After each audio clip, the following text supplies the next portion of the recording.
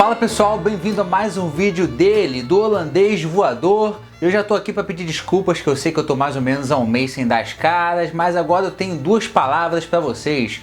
Voltei! Agora nem um guindaste pra me tirar. Bom, hoje eu tô aqui mais pra penetrar em conteúdo um pouco diferente do que a gente tem feito no holandês voador. Vou explorar umas coisas mais técnicas de análise, como por exemplo o vídeo de hoje, mas as dicas de filmes vão continuar firmes no canal, não precisa ter medo. Então é isso, já vai deixando aquele like lá que a gente gosta, se inscreve no canal e vem comigo que hoje é dia de classicão no holandês voador. Clássico vovô.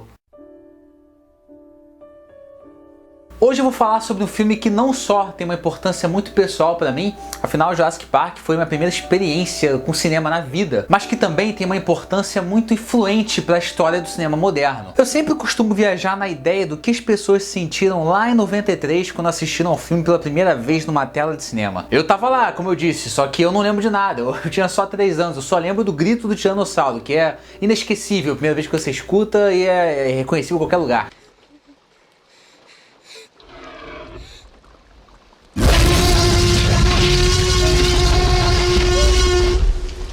Mas realmente eu não lembro da experiência, eu não sei se foi minha mãe que me contou ou se realmente eu lembro por flashes assim, mas eu tava lá no cinema. A questão é que o mesmo filme pode te tocar de maneiras diferentes em épocas diferentes que você assiste ele. Por exemplo, você nunca mais vai ter a mesma sensação que teve quando assistiu Vingadores Ultimato pela primeira vez no cinema. Você pode se lembrar do que sentiu, você pode se lembrar da expectativa que você tinha, mas aquela comoção de surpresa naquele filme específico, nunca mais. E em Jurassic Park tem uma cena que reflete muito bem esse tipo de sentimento na minha visão, que é esse momento onde temos a primeira aparição de um dinossauro durante o filme todo. É a primeira aparição completa assim, porque a gente tem resquícios, mas essa aí é a primeira aparição do gigantesco na nossa frente. Esse é o dinossauro gigantesco. Esse segmento ele é brilhante por vários motivos, principalmente pela junção de fatores técnicos que o Spielberg usa para conduzir essa cena. E é importante lembrar que no contexto histórico do início da década de 90, os efeitos especiais de computação gráfica ainda estavam dando os primeiros passos no cinema. Os efeitos práticos que foram febre nos anos 80 já estavam ficando pré-históricos, isso pelo menos na visão do nosso querido Steve. Inclusive os anos 80 tem uma marca muito forte no cinema de horror com monstros,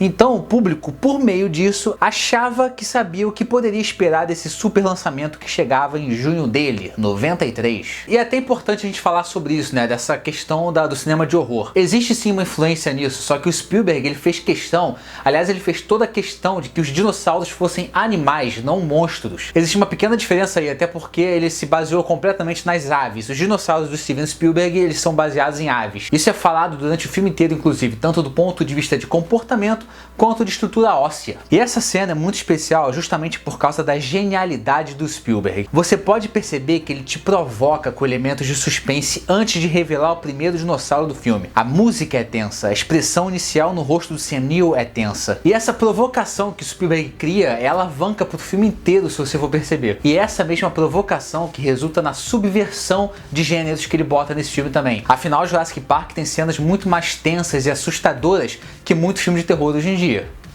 E o fato de focar primeiro na reação dos atores antes de revelar o que eles estão reagindo é o que estimula a nossa curiosidade. O que no começo parecia uma surpresa negativa, na real se revela como verdadeiro sentido da expressão magia do cinema. Principalmente quando começa sutilmente o tema clássico do John Williams. O suspense gera expectativa e a expectativa é quebrada. E essa talvez seja uma das formas mais geniais de se fazer a metalinguagem. Justamente porque a reação que o Alan teve nessa cena, nesse momento onde ele estava vendo o dinossauro, é a mesma reação que o Spielberg cativa da plateia em 93. Enquanto o Alan está deslumbrado por ver um dinossauro real na frente dele, o público se deslumbra vendo a história sendo feita no cinema. E essa reação é o mais próximo do que a gente pode imaginar que seria uma reação nossa vendo um dinossauro na nossa frente.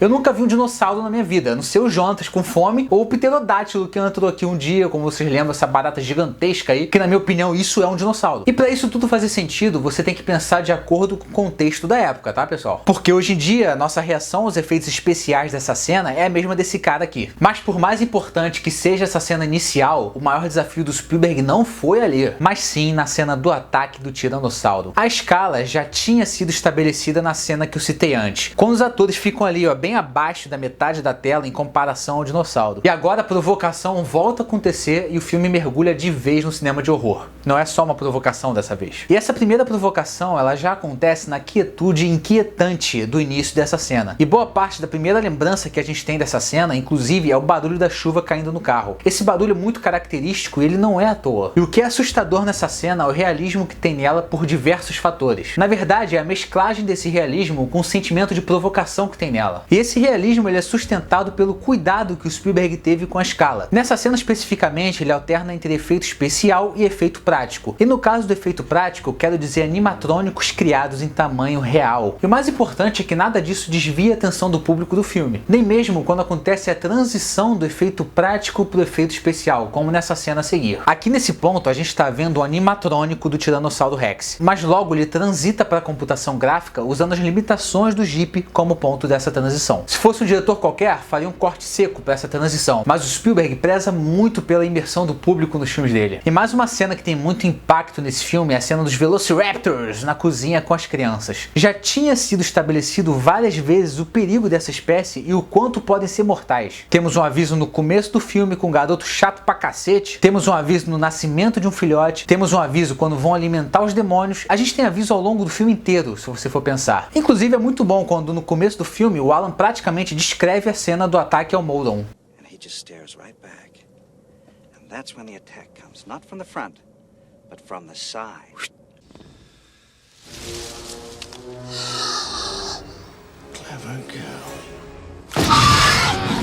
E essa cena dos Velociraptors na cozinha talvez seja mais tensa ainda do que a própria cena do Tiranossauro que eu falei antes. Porque a primeira cena ela ganha muito em escala, a questão da escala do dinossauro gigantesco.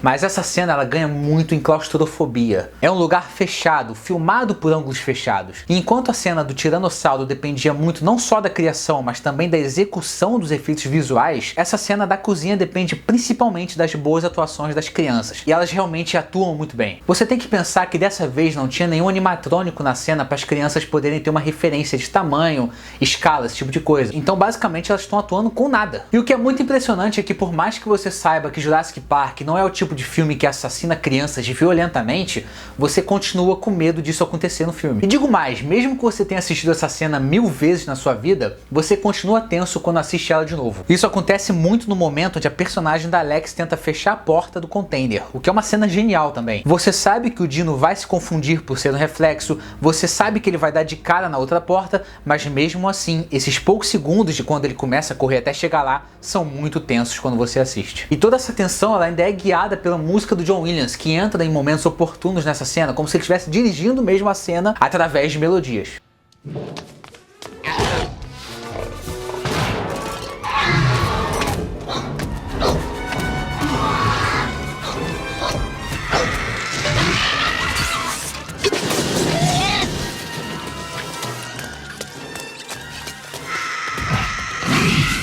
Jurassic Park é muito mais do que uma obra de aventura, terror e ficção científica. Vai além do exibicionismo e da ostentação dos efeitos visuais, que sim, eram muito avançados para a época. Mas desde o começo, quando Jurassic Park ainda era só mais um livro genial do Michael Crichton, sempre foi também sobre filosofia. E por mais que existam muitas diferenças entre o livro e o filme, eu acho que esse filme é o melhor exemplo do que sugere o termo adaptação.